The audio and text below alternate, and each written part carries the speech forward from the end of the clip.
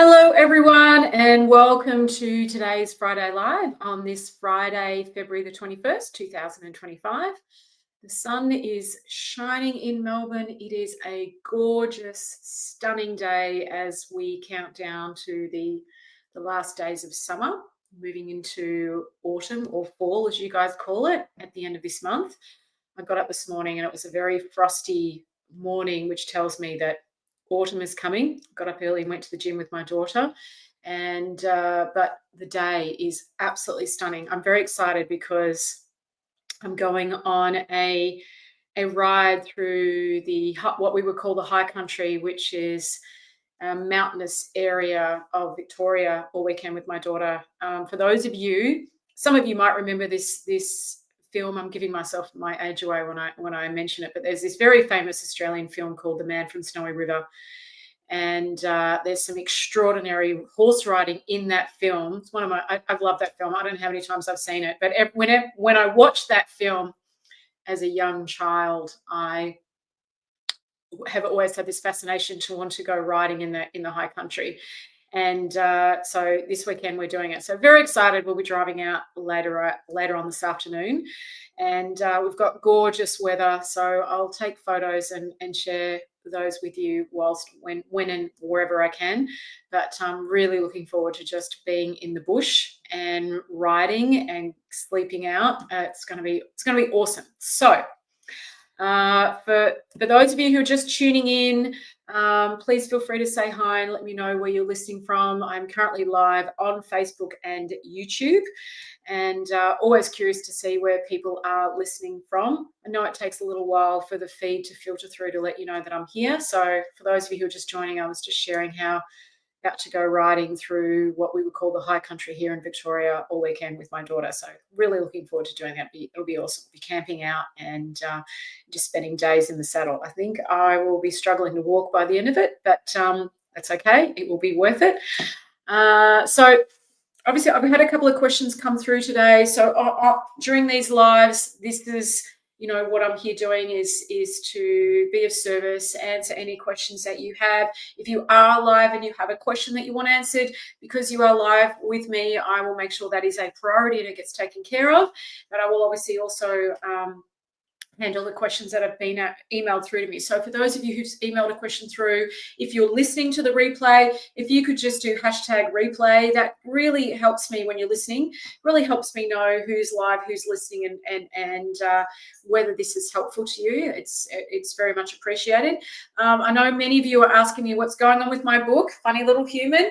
I had a lot of changes to do to the proof copy, over 800, a lot more I think than my poor publisher was expecting, and so I'm still waiting to hear back from them about how they're going with those changes. We are technically meant to be launching next Thursday, but I'm not 100% sure if that's going to happen on that day now, because we're still working on the changes, and Amazon takes a little bit of time to review the book before they'll send it live. So I'll keep you posted on that.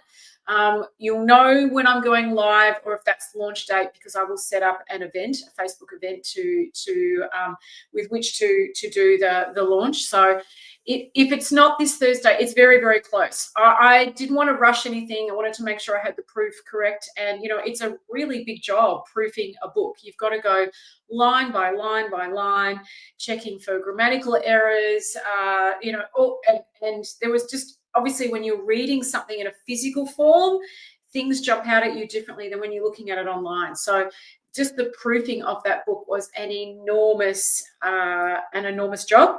But I handed it in to them at like 7 o'clock last Saturday. So hopefully I'll be hearing back soon and I can let you know when it's going live. I cannot wait for you guys to read it. I am so excited. I really am. So hopefully that will be really soon. So anyway, for anyone who is listening, I can see a few of you have joined now. Please let me know where you're listening from. Say hi. I'd love to know where people are listening from in the world. And I will jump into this week's questions. So we've got a couple of really good questions here. My assistant has just put these into a Word doc. So let's see which one. All right. Hi, Fiona. My mother was terminally sick and passed a little while ago. Our younger sister, on whom our mother was totally dependent, had power of attorney. We were cruelly kept in the dark of her health from the beginning, told by our sister to stay away from our mother, to not call even towards the end. We would find out weeks later that our mother had been in the hospital. It was so cruel, unloving, uncaring, and stressful. Each of us tried to reason with our sister, but her heart was hardened. She would tell our mother, which would make her even more stressed and sick with chemotherapy. And our sister would then threaten us by withholding more information on our mother's health and state of mind if we continued, because she felt we were undermining her authority. We were heartbroken, but we were there to support each other. Now this sister wants to reconnect with me, but she doesn't want to acknowledge her part or repair the hurt. She gets angry and insulted. Her acts were not of love and compassion then or now, only lack of respect and greed. Am I right in not reconnecting with her when I feel that I can never trust her, be heard, and respected by her? Am I wrong to think that she is not my sister anymore? Okay, great question. First of all, I'm really sorry to hear of the passing of your mum and the terrible pathway to that for you, for her, for everybody. I'm really, really sorry to hear that. That sounds extremely painful for all of you. Now, in terms of, are you right in not connecting with your sister? Hi, Ian. Thanks for saying hi. Oh, you're in Baronia. Okay, cool. Not too far away from me, really. I'm presuming that's in Melbourne somewhere. There's a suburb in Melbourne called Baronia, so I'm assuming you're not too far away. So thanks so much for saying hi, Ian. Appreciate it. And anybody else? You're in Greenland. Oh my goodness. Hello, Christine. Thank you for saying hi from Greenland. Wow, that is really cool. I do not know if I've ever had anyone say hi to me from Greenland before. You would have to be Danish, right, Christine? I'm guessing with the surname and being so close to Greenland. Would that be right? Are you Danish? I do have a very soft spot for the Danes. I spent a year on Odense as an exchange student many years ago, and I love Denmark. I really do. I love Denmark. I think it's an amazing country. Love it. Hi, Penny. Oh, thank you for saying hi, beautiful Fiona. Thank you, Penny, from South Australia. So lovely to see you, Penny. Thanks for saying hi. No, you're a Greenlandic. Okay, perfect. All right, fantastic. Well, welcome, Christine. I'm so happy to have you here. Welcome. Okay, so coming back to this question, and I think there's a couple of things. So this is a question, and I know that there are many questions people send through to me about how do I deal with a family member who's done XYZ, or who I feel has caused me harm and broken my trust and created a lot of pain and upset in our family, right? And I think the first thing that I want to say is that, as human beings, and this is a tricky thing for people to get their head around, but there's so many things that we just make up and decide that they are true. And family, and the concept of family is one of them. So, and what I mean by that is, obviously, I'm very close with all of my family members. I love them very dearly. I was at an amazing exhibition last night for my younger sibling, Noah, who is a documentary photographer. The Flinders Fringe Festival, which is very, very close to where I live, is on. It's its third year, and it's an amazing festival. And my sibling has done an incredible portrait series called Wild Hope, and I'm getting used to the pronouns here. They have taken all of these incredible portraits of people who are doing amazing things in terms of regenerating our land and taking care of our land. And they're really amazing people. So she's taken 21 portraits, and they have taken 21 portraits, and they're now up around Flinders. So I was there last night listening to their speech. My parents were there, my other sister, my husband, kids. We're very supportive of each other. We're a very loving, close family. But, one of the things I've learned is that that's not true for an awful lot of people. They don't have that, and a really close, loving family. I ran an event a few years ago, and a 3-day event here. I used to run them every year until COVID. It's time for me to run another one, I think. And my whole family came to that event. And, we're very close, and a lot of people commented on the fact that I can't believe how close you are as a family and how much you like each other and how much you enjoy each other's company. So when I say my family, I mean my parents, my siblings. Actually, my husband was there, and people were amazed, and we were. It was when I started to really realize, wow, this is just not normal for so many people. Okay. And I think there's a lot of pressure around the way a family should be. So, for example, if they're your parents, you're meant to love them. If that's your sibling, you're meant to love them, right? Even if they do really horrific, terrible things, we are meant to love them. So we come up against that kind of conditioning, right? It's my family member, it's my blood member, my blood relative. So I'm meant to have a certain level of relationship, feeling, whatever, for that person. And so sometimes that means we can overlook things that perhaps we wouldn't overlook with someone else. So, I always say to people, no matter what the situation you are dealing with, this is where your relationship with you matters so much. It matters so, so, so much. Because there's another question here that is different, but my answer will be similar to it. Okay. So I'll come to that in a minute. If it's not up to me to decide whether you've done the right thing by not wanting to reconnect with your sister, right? That is certainly not my decision. And even if I was to tell you what I think, it's just an opinion, right? Opinions aren't facts, and opinions are not based on truth, right? Opinions are just based on someone else's reality in that moment of time. But an opinion is not a reliable source of information. Hence why I don't give opinions out really so much these days, because who am I to have an opinion on somebody else's life? Like, who am I? Who am I to have an opinion on somebody else's life? The most important thing is your own guidance and your own counsel and your strength of trust in that. And so this is why your relationship with you matters so, so, so much. And I find that we can end up in situations that are not honoring of us or don't serve us because that relationship is not strong. That relationship is, and so when your relationship with you is not strong, when you're in a situation that you kind of know is not good for you, and maybe your wisdom, or you've got a sense that, I need to change this or do something, but you're not listening, you're not tuned in, right? And so you go out here and you ask other people, what do you think? What do you think? What do you think? What do you think? And of course, when we do that, we get more confused because everyone's going to have a different opinion because everybody lives in separate realities, right? No two people have the same reality about anything at all at any time. Like, this is so important for you to understand. Okay. And this is a thing that has relationships become so unhinged so quickly because we innocently assume people see the world the way we do. And therefore we can't understand why people behave the way that they do.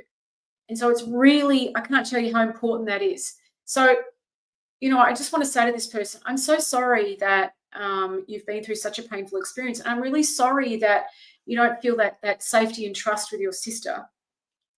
But I can't honestly, in all consciousness, because that would just be my ego talking, say to you that you are right or you're this or you're that. What I would say to you and what I would guide you to is make sure you strengthen your relationship with yourself so you know what your own truth is. This is very important. Your own truth is the most important thing in your life. It is. It's the most important thing. It is what will sustain you when you have to make a decision or choose something that perhaps somebody else doesn't agree with. All right. That's not a match for somebody else's reality.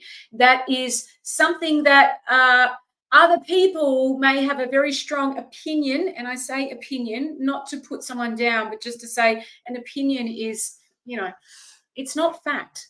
Right? An opinion is not fact. So I would say to you, listen to your heart. What does your heart say? And then you must trust it. Trust what your heart says.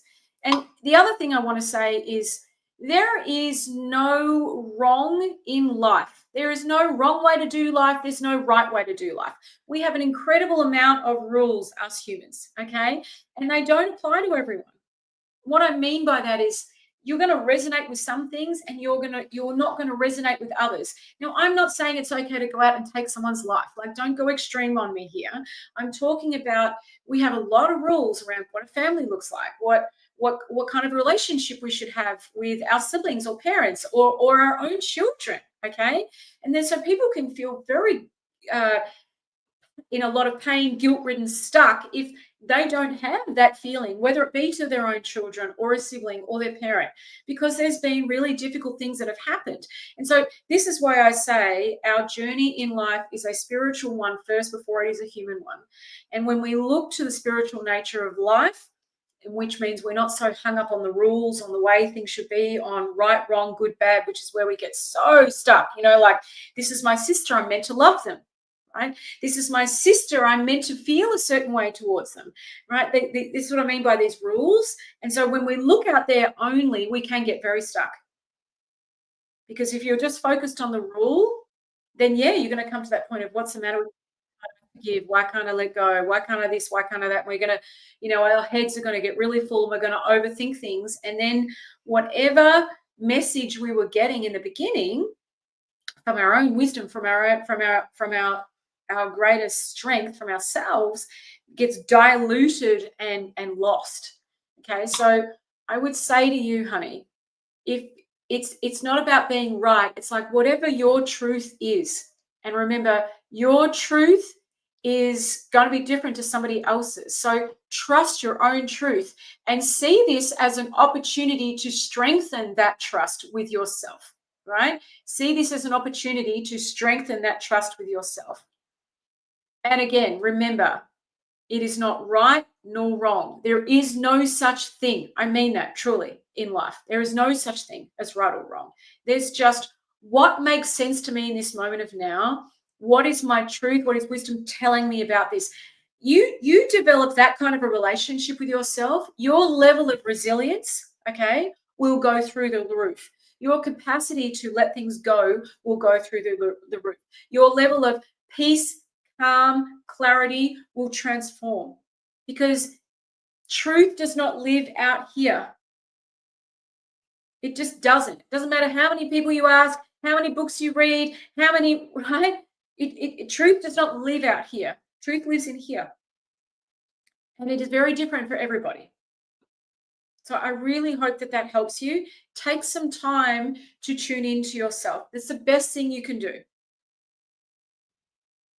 And that applies to anybody who's struggling with anything.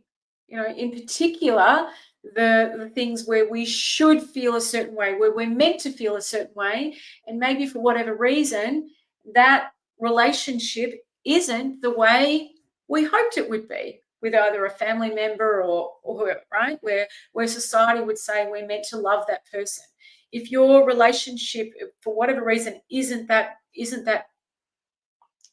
way, okay, then it's not a matter of right or wrong. It's a matter of what makes sense to you and what is true for you. I'm a firm believer, and life has shown me that multiple times, personally in my own life, that when you honor yourself, life will meet you there. I could give you evidence after evidence after evidence where that has been true for me. And as someone who never used to relate to life that way, some of you who've been following me for a little while know that, I used to see life as hard, that I was unlucky, and things never really went my way. That was how I saw life. I had a pretty low trust in life, to be honest. I didn't see that life had my back. I didn't see that things would work out. I didn't trust that things would work out. So I found it very hard to listen to myself, because I didn't have that foundation. I absolutely have it now. And the difference in my life is night and day. The difference in my level of well-being is night and day. The difference in the peace of mind I get to experience is night and day. The difference in my heart space and my capacity to generate love and connection is, there's no words. It's where I was before is a very, very pale. It's very, very pale. What's the word? Compared to what I'm experiencing now. All right. Now that has come from me understanding the way things work, me developing a beautiful relationship with my own wisdom, and me developing a strong sense of faith and trust in life. Okay. Now, this is everything that I teach in my Relatable program. This is the stuff that we talk about. And so, Relatable, whatever we learn in Relatable will help you no matter what you're dealing with in your life, no matter what you're going through, because you learn that and you develop that strong foundation within yourself. It doesn't matter what comes your way. Your capacity to handle it grows and grows and grows. Your relationship with your own truth grows and grows and grows. Your relationship with life grows and grows and grows. Now, when a human being has that, their level of well-being goes through the roof, irrespective of what life throws their way, because as you've heard me say many times, life is a contact sport. There's always something, right? Always something that just shows up out of nowhere. So anyway, I hope that that's helpful. And I'm going to go to the next question here. Hi, Fiona. I have a question for Friday, please. I'll keep it short, but basically, while I was away in hospital, my partner, so this is kind of mid-December last year, was being very evasive with me. She was supposed to return to her home in Tennant Creek on the Sunday, but stayed in Alice Springs that night. She sent me an SMS saying she decided to stay the night, and I experienced severe mixed feelings about it and called her out. When I finally got out of hospital, I met with her in Brisbane, and this is when she told me she did not want to be in a relationship with me anymore. We've been together 3.5 years. I thought we were in love, but when I questioned where she had stayed that night, I asked her to produce a receipt proving me that that's where she stayed.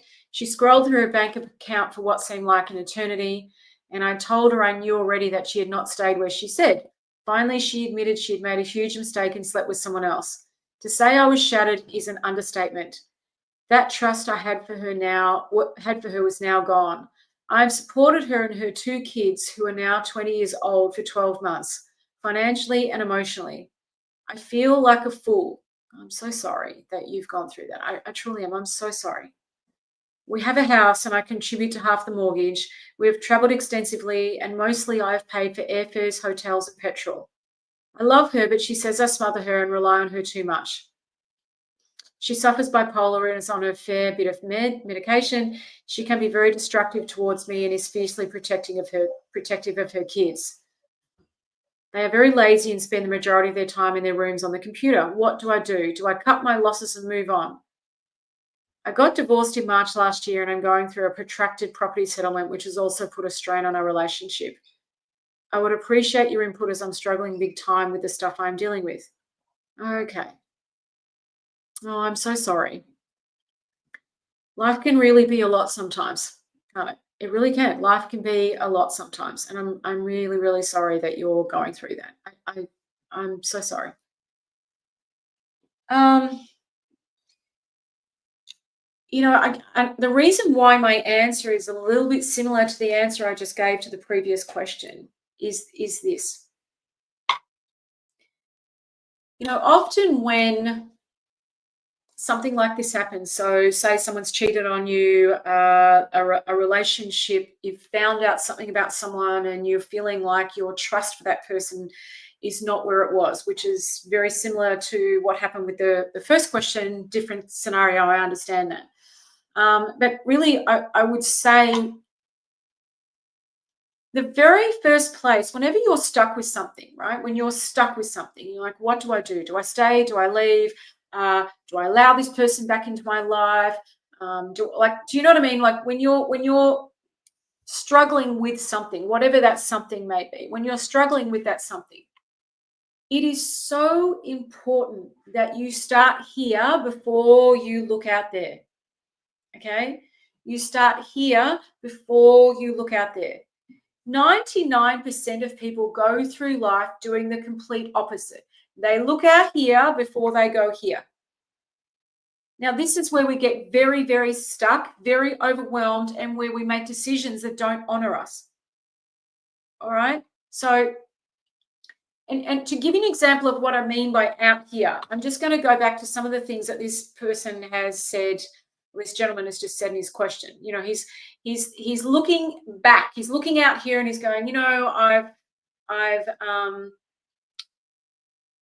I've been basically saying I've invested a lot of time and emotional time and finances into this relationship. I've just gotten divorced. Like there's a lot going on. Do you know what I mean? We're looking out here and they're like, do I try and work this out, or you know, what do I do? And when we look at all of the things out there, and it's almost like we're trying to do a pros and cons list. We're trying to add it all up. You know, look at the positives and the negatives, or the pluses and the minus, the pros and cons. When you do that, you could do a pros and cons list for days and days and days and still not get any clarity. Okay, the clarity that you're looking for won't come out here. The clarity always comes from in here. And so I would say to you, if it were me, if I was in that situation, I would first do whatever I needed to do some self-care with myself, right? I would take care of myself first so that I was in a good state. So if that meant that I needed to go and have some time to myself, go for a drive, maybe go away for the weekend, go take a massage, go for a walk in nature, do whatever self-care looks like for you, I would do that first. I would take care of me first so that I would give room and space for my mind to clear, for me to get access to fresh thinking and insight, and for me to just take some time for my head to slow down. I would be doing that first.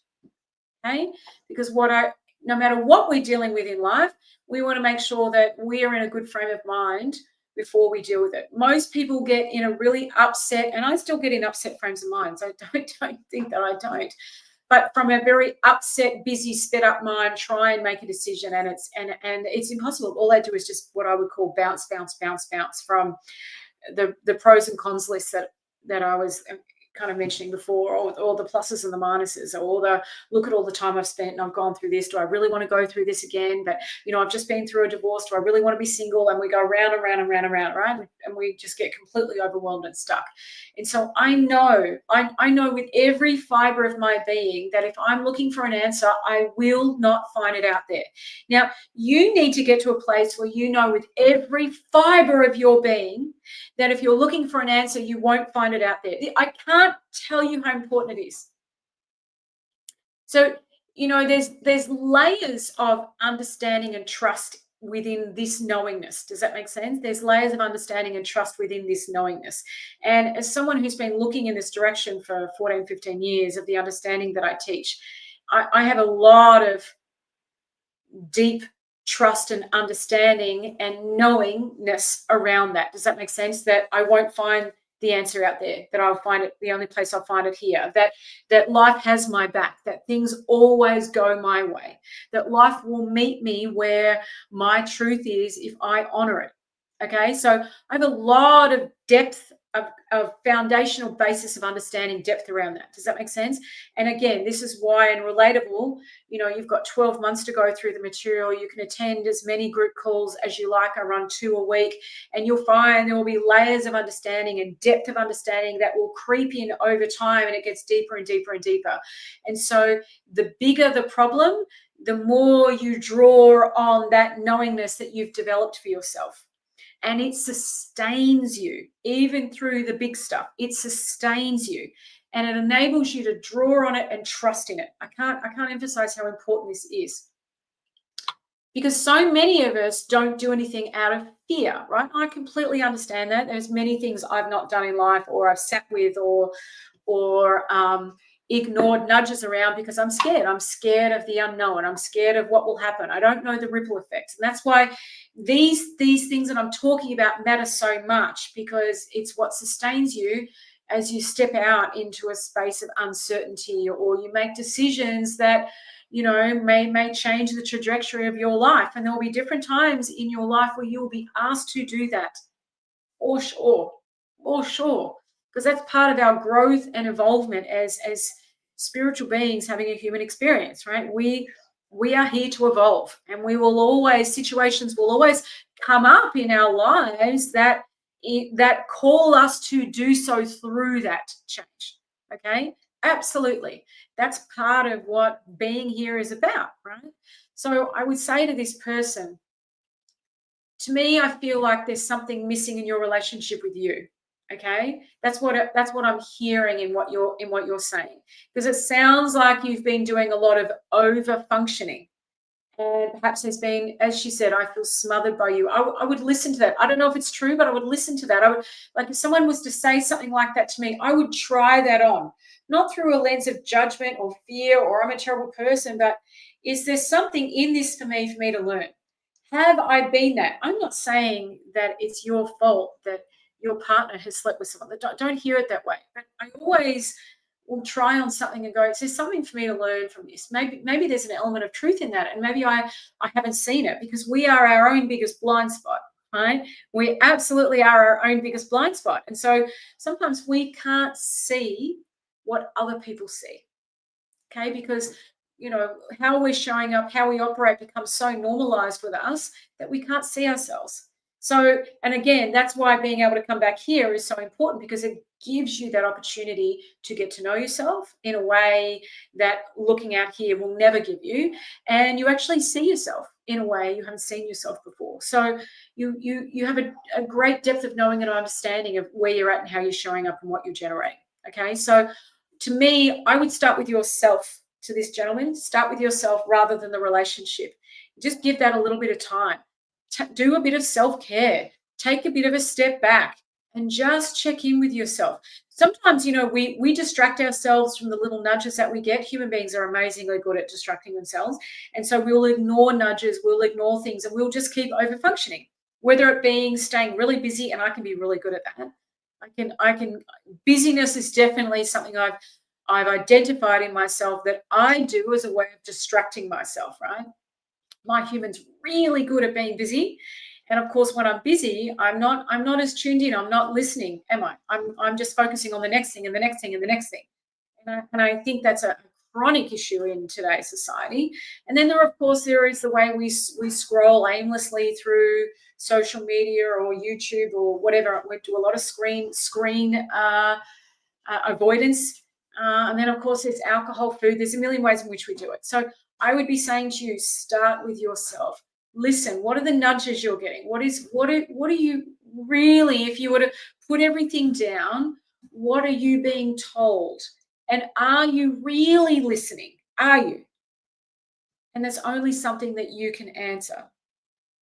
And I would also just step back from paying for everything and being everything.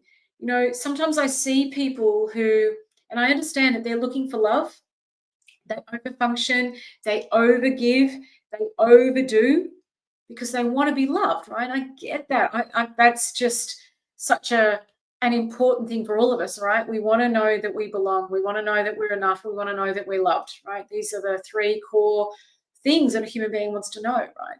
And connection is so important. But there's a way to generate that in your life where it shows up in your life in a healthy way. But you've got to be generating it from a healthy place within yourself first, right? Because as hard as this is to hear, life has a beautiful way of mirroring back to us how we are showing up. So the first thing I'd say to you is do some self-care, listen, tune into yourself, and really listen to what you're being tapped on the shoulder around. What is this actually about for you? And then when your mind is quiet and you've done that first, right? Take care of you first, then take another look. Is this really where I want to be?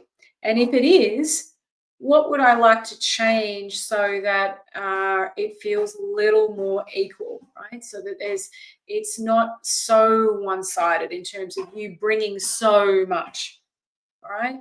Because bringing more is not a guarantee of a successful relationship. It really isn't. Because the one thing you have to understand is, and this is just human nature, but the more someone gives or does, the less someone brings to the table. And that could just slowly happen over time. The more someone else will take. All right? It's just how it is. So, you don't want a relationship like that because it's exhausting and it requires so much of you.